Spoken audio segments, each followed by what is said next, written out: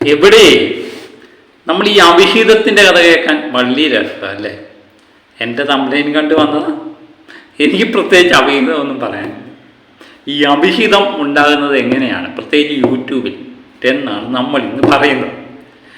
ഈ നമ്മൾ സ്ഥിരമായിട്ട് പലപ്പോഴും എൻ്റെ ഈ ചാനൽ കാണാൻ വേണ്ടി വന്നില്ലേ, അവിഹിതം എന്ന് കണ്ടിട്ടല്ലേ നമ്മൾ. പക്ഷേ ഇതിൻ്റെ പിന്നിലൊരു കഥയുണ്ട്, അതാണ് നാം പറയാൻ പോകുന്നത്. അപ്പോൾ സ്ഥിരമായിട്ട് എനിക്ക് പറ്റുന്നൊരബദ്ധമുണ്ട്. എനിക്ക് തന്നെയല്ല, നിങ്ങൾക്ക് എല്ലാവർക്കും പറ്റുന്ന അബദ്ധമായിരിക്കും.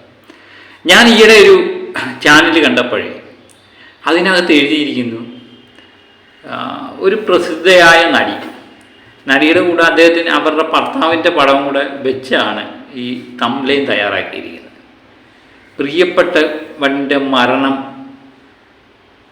പ്രിയപ്പെട്ടവൻ്റെ വിട പറയൽ ഈ നടി പൊട്ടിക്കരഞ്ഞു എന്ന് പറഞ്ഞുകൊണ്ടാണ്. പൊട്ടിക്കരഞ്ഞുകൊണ്ടിരിക്കുന്നൊരു ഫോട്ടോ ഉൾപ്പെടെയാണ്. ഒരു നടൻ്റെ പ്രിയപ്പെട്ട ഭർത്താവിൻ്റെ പടം കൂടി ചേർത്താണ് തംബ്ലൈൻ തയ്യാറാക്കി. അപ്പം ആദ്യമേ നമ്മൾ കേട്ടിട്ടില്ലല്ലോ, പത്രത്തിലൊന്നും കേൾക്കാത്ത ഒരു കാര്യം, ഇതെങ്ങനെ ഈ ചാനലുകാർക്ക് കിട്ടി എന്ന് വിചാരിച്ച്, വേണ്ട കളിപ്പീരാണ്, നമ്മളെ പറ്റിക്കാൻ വേണ്ടിയാണ് എന്ന് വിചാരിച്ച് മാറിപ്പോയെങ്കിലും പിന്നെ എന്താണെന്നറിയാനുള്ള താല്പര്യം ഞാൻ കയറി നോക്കി. സംഭവമൊന്നുമില്ല, ഭർത്താവ് കുറ്റക്കാരനല്ല. ഇതിനകത്ത് മരിച്ചു പോയത് പ്രിയപ്പെട്ട പട്ടിയായിരുന്നു. ആ നടിയുടെ ഏറ്റവും പ്രിയപ്പെട്ട കൂട്ടുകാരിയായിരുന്നു ആ പട്ടിയെന്നും. ആ പട്ടി മരിച്ചത് ഓർത്ത് വളരെയധികം സങ്കടപ്പെട്ടെന്നും പൊട്ടിക്കരഞ്ഞെന്നും ഒക്കെയാണ് ഈ വീഡിയോയ്ക്കകത്ത് അവർ പറയുന്നത്. അപ്പോൾ ഇത് കണ്ടുകൊണ്ട് പലരും കയറി കാണും അല്ലേ? അത് സ്ഥിരം പരിപാടിയാണ്, നമ്മളെ കവളിപ്പിച്ച് ഡോളർ ഉണ്ടാക്കുന്ന ഒരു സംഭവം. അതുപോലെ പല തംബ്ലൈനും നമ്മളിങ്ങനെ കാണാറുണ്ടല്ലേ. നമ്മൾ പലപ്പോഴും കബളിപ്പിക്കപ്പെടും എന്ന് അറിഞ്ഞുകൊണ്ട് തന്നെയാണ്. ഇപ്പം ഈ പ്രാവശ്യം, ആദ്യത്തെ പ്രാവശ്യം നമുക്ക് സംഭവിച്ചാലും വീണ്ടും വീണ്ടും നമ്മൾ കണ്ടുകൊണ്ടേയിരിക്കും. അതാണ് പറഞ്ഞത്, അവിഹിതം ഇതിനൊരു നല്ലൊരു മാർഗമാണ്. തംബ്ലൈനിൽ അവിഹിതമുണ്ടോ? ഒരു പ്രസിദ്ധമായ ഏതെങ്കിലും നടിമാരെ പറ്റിയോ അല്ലെങ്കിൽ നടന്മാരെ പറ്റിയോ ഒരു തംബ്ലൈൻ ഇട്ട് ഫോട്ടോ വെച്ചുകൊണ്ട് അവിഹിതം എന്ന് എഴുതി കാണിച്ചു കഴിഞ്ഞാൽ അത് കയറി കാണും. അതാണ് കണ്ടന്റ്. അവിഹിതം ഒന്നുമില്ല, വിഹിതമായിട്ട് നടക്കാത്തതെല്ലാം തന്നെ അവിഹിതമാണ്. നമ്മളുടെ മനസ്സിൽ പോകുന്നതും പെട്ടെന്ന് മറ്റേ അവിഹിതമാണ്. ഈ അവിഹിതത്തിന് അങ്ങനെ ഒരു പ്രശ്നമുണ്ട്. അപ്പോൾ ഇതിനകത്ത് കാര്യമൊന്നുമില്ല, നാളും കാണത്തില്ല, പേരും കാണത്തില്ല, ഒന്നുമില്ലാതിങ്ങനെ പോകുന്നതാണ് ഇങ്ങനെയുള്ള ചില കൂട്ടർ. അത് സ്ഥിരമായിട്ട് ഇങ്ങനെയുള്ള വീഡിയോ എടുക്കുന്ന ചിലരുണ്ട്. അത് ഞാൻ അവരുടെയൊക്കെ ഈ വ്യൂസൊക്കെ നമ്മൾ നോക്കുമ്പോഴത്തേന് 10K 100K ഒക്കെ ലക്ഷക്കണക്കിന് ആൾക്കാരൊക്കെ കണ്ടേക്കുന്ന വീഡിയോകളൊക്കെ. പക്ഷെ അതിനകത്തൊന്നും ഒരു കാര്യമില്ല, ഒന്നുമില്ല എന്നുള്ളതാണ് ഏറ്റവും വലിയൊരു പ്രശ്നം. ഇത് പേരും നാളും ഇല്ലാത്തതുകൊണ്ട് ആർക്കും കംപ്ലൈൻറ്റ് കൊടുക്കാൻ പറ്റത്തില്ല. ചിലവരൊക്കെ പേരും നാളും പറഞ്ഞു വിടും. അപ്പം ഞാൻ പറഞ്ഞത് പേരും നാളും ഒക്കെ വെച്ച് പറഞ്ഞാലും ഈ പട്ടിയുടെ കഥ ഇങ്ങനെയൊക്കെയുള്ള കഥകളായിരിക്കും. പിന്നെ പ്രസിദ്ധയായൊരു നടിയുടെ ഫോട്ടോയൊക്കെ വെച്ചിട്ട് കാറേ വരുന്ന വീട്ടിൽ വന്ന് കയറുന്നതായിട്ടാണ് തംബ്ലൈൻ. അവിടെ എന്നിട്ട് തംബ്ലൈൻ്റെ ഹെഡിങ് കൊടുത്തിരിക്കുന്നത്, രാത്രിയിൽ വീട്ടിലെത്തിയ നടി ഞെട്ടിപ്പോയി, തൻ്റെ പ്രിയ കൂട്ടുകാരിയും തൻ്റെ സ്നേഹനിധിയായ ഭർത്താവും കാട്ടിക്കൂട്ടിയത് എന്താണ്, അവൾ ഞെട്ടിപ്പോയി എന്ന് പറഞ്ഞിട്ടുണ്ടായിരുന്നു തംബ്ലൈൻ. അപ്പം നമ്മൾ ഈ പറഞ്ഞ പോലെ തന്നെ പല പ്രാവശ്യം കബളിപ്പിക്കപ്പെട്ടാലും നമ്മൾ ഈ വീഡിയോ കയറി കാണും എന്നുള്ളത് 100% ഉറപ്പാണ്. അപ്പോൾ കയറി കണ്ടപ്പം വേറെ സംഭവമൊന്നുമില്ല. രാത്രി വീട്ടിലെത്തിയപ്പം പ്രിയപ്പെട്ട കൂട്ടുകാരിയും ഭർത്താവും കൂടി ഇവർക്ക് ബർത്ത്ഡേ പാർട്ടി ഒരുക്കി വെച്ചിരുന്നു എന്നുള്ളതാണ് കഥ. അപ്പോൾ ഇങ്ങനെ തംബ്ലൈൻ കൊണ്ട് നമുക്ക് പണി തരുന്ന പല ചാനലുകളുമുണ്ട്. ഇവർ തന്നെയല്ല, പ്രമുഖമായ പല ചാനലുകളും. പക്ഷെ അവർ ഇത്രമേൽ അവിഹിതത്തിന് പ്രാധാന്യം കൊടുക്കത്തില്ല.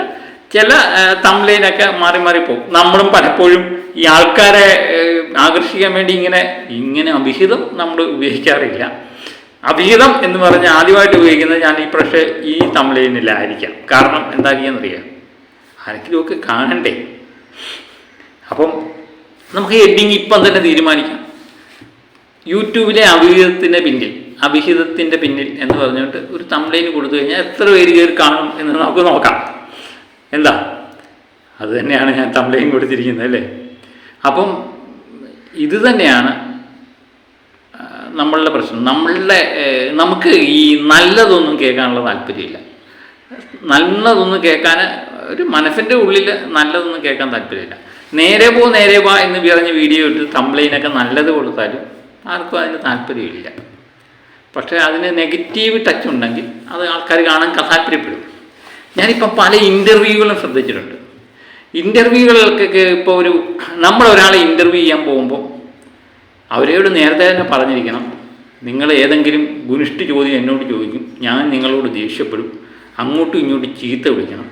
ചീത്ത വിളിച്ചിട്ട് ആങ്കർ ഇരുന്ന് പൊട്ടിക്കരയും, അല്ലെങ്കിൽ വന്നേക്കുന്ന ആൾ അല്ലെങ്കിൽ നടിയാണെങ്കിലും നടനാണെങ്കിലും പൊട്ടിക്കരയുന്നു. അത് രണ്ടും കൂടെ ചേർത്ത് ഒരു തംബ്ലൈനും ഒക്കെ വീഡിയോ തയ്യാറാക്കി ഇടുന്നു. ഇട്ട് കഴിയുമ്പോഴത്തേന് ഏകദേശം 40-45 മിനിറ്റുള്ള വീഡിയോ ഒക്കെ ആയിരിക്കും. എല്ലാവരും ലക്ഷക്കണക്കിന് ആൾക്കാർ കാണും. അതിപ്പോൾ ഒരു സ്റ്റൈലായിട്ട് മാറി. ഇപ്പം അത് നമ്മൾ പല വീഡിയോയിലും കണ്ടു അല്ലേ. അങ്ങോട്ട് ഈ സംസാരിക്കുന്നതിൻ്റെ ഇടയ്ക്കാണ് സംഭവം. ഇടയ്ക്കോ അല്ലെങ്കിൽ ലാസ്റ്റായിരിക്കും. ഇവർ പറയാനുള്ളതെല്ലാം പറഞ്ഞതിന് ശേഷമായിരിക്കും, ലാസ്റ്റായിരിക്കും ഇത് സംഭവിക്കുന്നത്. അതിൽ നിന്ന് തന്നെ നമുക്ക് മനസ്സിലാവും ഇത് ക്രിയേറ്റ് ചെയ്യുന്ന സാധനം തന്നെയാണ് എന്നുള്ളത്. അപ്പം ലാസ്റ്റ് നിമിഷം ഏതെങ്കിലും ഒരു ചോദ്യം ചോദിക്കും. പല ചോദ്യങ്ങളും വലിയ പ്രശ്നമില്ലാത്ത, അതിനു മുമ്പ് പല ചോദ്യങ്ങൾക്ക് ഉത്തരം പറഞ്ഞ വ്യക്തി തന്നെയാണ്. ആ ലാസ്റ്റ് ചോദിക്കുന്ന ഏതെങ്കിലും ഒരു ചോദ്യത്തിന് ഇഷ്ടപ്പെടാതെ പെട്ടെന്ന് ഞെട്ടിയിടുന്ന മൈക്ക് വലിച്ചു ഊരിക്കളയുന്നു. എന്നിട്ട് അവിടെ ഇരിക്കുന്ന ആൾക്കാരോടെല്ലാം 2-3 ചീത്ത വർത്തമാനം പറയുന്നു. സ്ത്രീകളാണ് പൊതുവെ ചീത്ത വർത്തമാനം പറയുമ്പോൾ അതിൻ്റെ ഇത് പോകുന്നു. അത് കണ്ടുകൊണ്ട് ആങ്കർ ഇങ്ങനെ ഹന്തിച്ചിങ്ങനെ നിൽക്കുന്നു. അതുപോലെ പൊട്ടിക്കരയുന്നു. പെണ്ണുങ്ങളാണെങ്കിൽ പൊട്ടിക്കരയുന്നു. ആണുങ്ങളാണെങ്കിൽ എന്താണ് സംഭവിച്ചതെന്നറിയാൻ വയ്യ, അതാകപ്പാടെ ഞാൻ പോവാം, ഞാൻ ഇറങ്ങിപ്പോവാം, ഇങ്ങനായിരുന്നു എന്നെ വിളിക്കരുതാഞ്ഞു, നിനക്കൊക്കെ വേറെ ആളിനെ നോക്കണം എന്നൊക്കെ പറഞ്ഞ് 2 ചീത്ത വർത്താനം കൂടെ പറഞ്ഞ് പോകുമ്പോഴത്തേന് ആ ഇൻ്റർവ്യൂ പെട്ടെന്ന് വൈറലാണ്. അപ്പം അതാണ് അവർ ഉദ്ദേശിക്കുന്നത്. അപ്പം ഞാനെപ്പോഴും വിചാരിക്കുന്നത് ഈ ചോദ്യങ്ങളൊക്കെ നേരത്തെ തന്നെ സെലക്ട് ചെയ്ത്, മിക്കവാറും എല്ലാവരും പോകുമ്പോഴത്തേനെ ചോദിക്കുന്ന ചോദ്യങ്ങളെല്ലാം സെലക്ട് ചെയ്തിട്ട് അതെന്തൊക്കെ പറയണമെന്ന് ആദ്യമേ നേരത്തെ തന്നെ കണക്കാക്കി തന്നെയാണ് എല്ലാവരും പോകുന്നത്. അപ്പം ഇൻ്റർവ്യൂ ഒക്കെ നടക്കുന്നത് ഇപ്പം അങ്ങനെയൊക്കെയുള്ള രീതിയിലാണ്. നേരത്തെ ചോദ്യങ്ങളൊക്കെ അറിയുക. അപ്പം അതിനിടയിലൊന്നും വലിയ ചോദ്യങ്ങളൊന്നും ചോദിക്കത്തില്ല, അല്ലെങ്കിൽ എല്ലാം എഡിറ്റ് ചെയ്ത് വെട്ടി കുറച്ചൊക്കെ കാണിക്കുന്നത്. അപ്പം ഇപ്പം നമ്മൾ സ്ഥിരമായിട്ട് ഇൻ്റർവ്യൂകൾ കാണുമ്പോൾ അങ്ങനെ സംഭവിക്കുന്നുണ്ട്. അപ്പം ഓരോ രീതിയിലും മനുഷ്യൻ കാശുണ്ടാക്കാൻ വേണ്ടി ഉള്ള ശ്രമങ്ങളാണ് ഇപ്പം നടത്തിക്കൊണ്ടിരിക്കുന്നത്.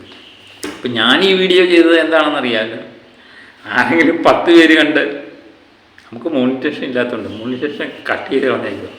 അതുകൊണ്ട് നമുക്കിപ്പം വലിയ പ്രശ്നം വരുന്നില്ല.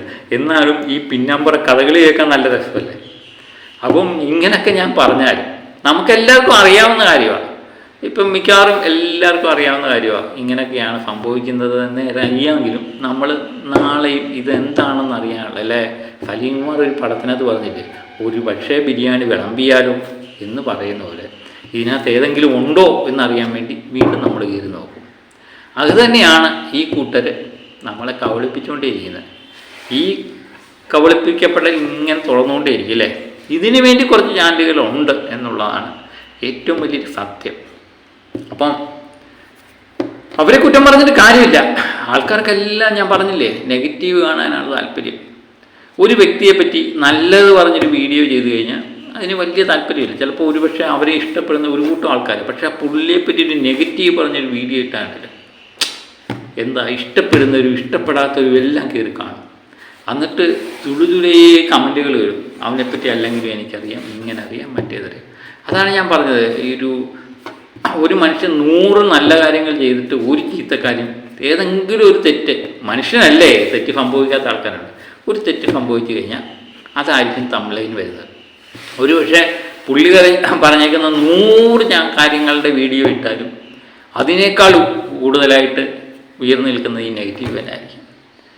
അതാണ് സോഷ്യൽ മീഡിയയിലെ ഏറ്റവും പ്രശ്നം. അത് വ്യക്തമായിട്ട് അറിയാവുന്നത് തന്നെയാണ് ഈ യൂട്യൂബ് ചാനലുകളിലെല്ലാം വീഡിയോ എടുക്കുന്നവരെല്ലാം. അവരൊക്കെ നല്ല കാര്യങ്ങളൊക്കെ, പിന്നെ എല്ലാവരും ജീവിക്കാൻ വേണ്ടിയാണ് വീഡിയോ ഇടുന്നതെന്ന് ജോലിയുള്ളവരുണ്ട്. ഇതിനു വേണ്ടി മാത്രമായി യൂട്യൂബിലൂടെ മാത്രമായിട്ട് വരുമാനം കിട്ടുന്നവരുണ്ട്. അപ്പം അവർ പലപ്പോഴും ഇങ്ങനെയുള്ള മാർഗങ്ങളിൽ ഓരോ ബിസിനസ്സിന് അതിൻ്റേതായ തന്ത്രങ്ങൾ പ്രയോഗിക്കുന്നു, അതിൽ നമ്മളൊക്കെ വീട് പോകുന്നു എന്നുള്ളതാണ്. ഇപ്പം ഏകദേശമൊക്കെ മനസ്സിലായല്ലോ. ഇപ്പം നിങ്ങൾ പറയുന്നത് എന്താണെന്നറിയോ? ഇതൊക്കെ ഞങ്ങൾക്കറിയാം, നിങ്ങൾ പറഞ്ഞു തരേണ്ട കാര്യമൊന്നുമില്ല. എന്നാലും ഞാൻ ഇതെല്ലാം പറഞ്ഞാലും നമ്മൾ വീണ്ടും കയറി നോക്കും. അതാണ് മലയാളികളുടെ ശീലം. മലയാളിയല്ല, മനുഷ്യൻ്റെ ഒരു ശീലം. അപ്പം മറ്റൊരു വീഡിയോയുമായി വീണ്ടും ഞാൻ എത്താം. Okay, bye.